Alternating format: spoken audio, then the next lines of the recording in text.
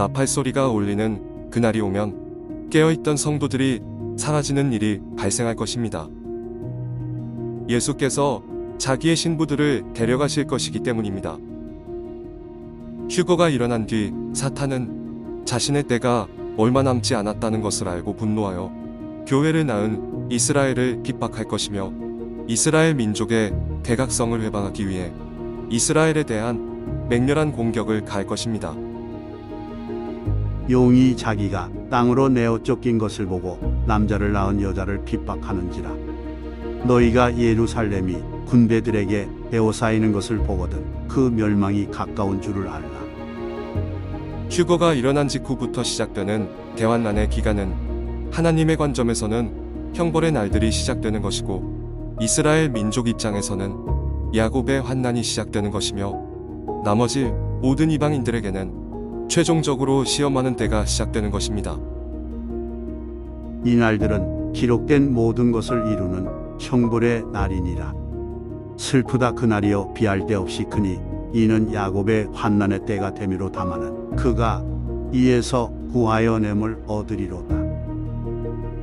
내가 나의 인내의 말씀을 지켰은즉 내가 또한 너를 지키어 시험의 때를 면하게 하리니 이는 장차 온 세상에 임하여 땅에 거하는 자들을 시험할 때라. 예수께서는 마치 잘 익은 포도 열매들을 먼저 수확하듯이 깨어있던 이방교회 성도들을 휴거로 먼저 수확하실 것이며 그 다음엔 감람나무를 흔들듯이 야곱의 환난을 통해 이스라엘 민족을 흔들어 깨우실 것입니다. 그리고 한편으론 땅에 떨어진 남은 포도를 줍듯이 남겨진 이방인들 중에 대환난 속에서 끝까지 믿음을 지킨 자들을 구원하실 것입니다.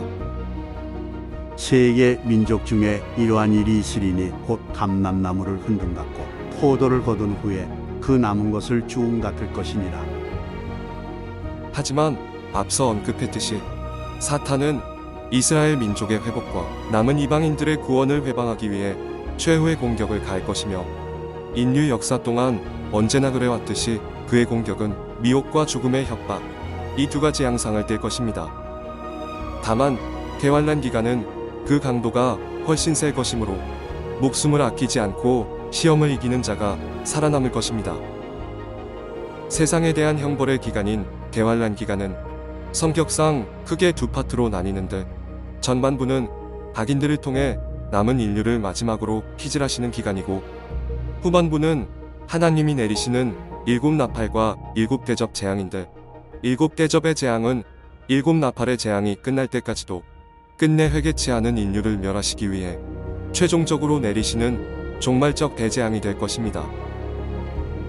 휴거가 일어난 직후에 남겨진 인류가 받을 충격은 크겠지만 사탄은 즉시 그 충격을 더 큰 충격으로 덮기 위해 세계대전과 강력한 전염병, 경제 파탄 등을 일으킬 것이며 전 세계를 카오스 상태로 몰아넣는 전략을 펼칠 것입니다.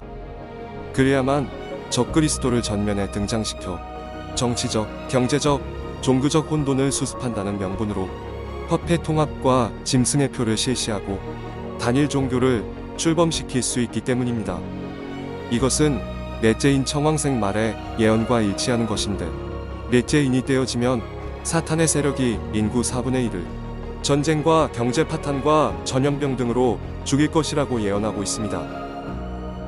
적그리스도가 권세를 잡아 짐승의 표와 단일 종교를 시행하는 철권 통치가 이어지는 동안 남겨진 다수의 이방인들은 생존을 위해 순순히 짐승의 표를 받고 짐승의 우상에게 경배할 것이지만 대환난을 겪으며 뒤늦게 회개하고 깨어난 자들은 예수 믿음을 지키며 순교를 당하게 될 것입니다. 순교자들이 나타나는 이 시점이 바로 다섯째 인이 떼어지는 시점입니다. 땅의 티끌 가운데서 자는 자 중에 많이 깨어 영생을 얻는 자도 있겠고 수욕을 받아서 무궁히 부끄러움을 입을 자도 있을 것이며 다섯째 인을 떼실 때 내가 보니 하나님의 말씀과 저희의 가진 증거를 인하여 죽임을 당한 영혼들이 제단 아래 있어. 예수께서 강림하실 그날은 노아의 때와 롯의 때처럼 사람들이 여전히 먹고 마시고 결혼하며 집을 짓는 평화로운 때에 갑작스럽게 임할 것입니다. 그런데 노아의 가족이 방주에 탑승한 이후에야 대홍수가 들이닥치고 롯의 가족이 소돔 고모라를 탈출한 뒤에야 도시의 파괴가 일어났기 때문에 휴거가 일어날 때까지도 세상은 평소처럼 평화롭고 안전한 상태로 여겨질 것입니다.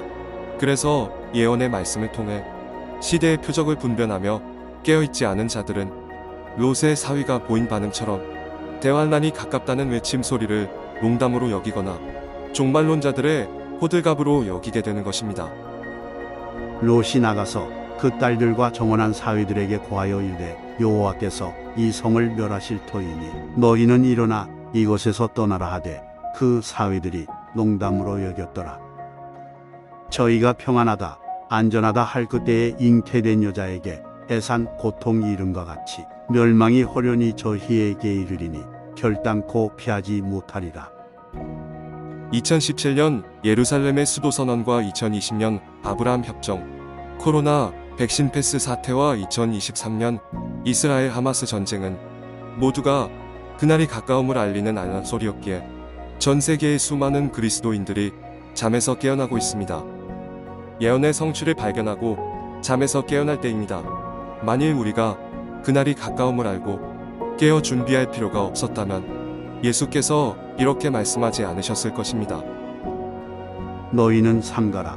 내가 모든 일을 너희에게 미리 말하였노라. 너희가 천지의 기상은 분변할 줄을 알면서 어찌 이 시대는 분변치 못하느냐. 이런 일이 되기를 시작하거든 일어나 머리를 들라 너희 구속이 가까웠느니라 하시더라. 이러므로 너희도 예비하고 있으라. 생각지 않은 때에 인자가 오리라. 때가 되어 예수께서 돌아오시는 그날에 우리 모두가 깨어있는 모습으로 발견되기를 소원합니다. 심판이 임박한 이 세상을 고향 삼아 정착한 자들이 아니라 나그네 삶을 마치고 본향으로 날아가는 철새들처럼 그날에 주님과 함께 날아오르는 우리가 되기를 간절히 소원합니다. 마라나타.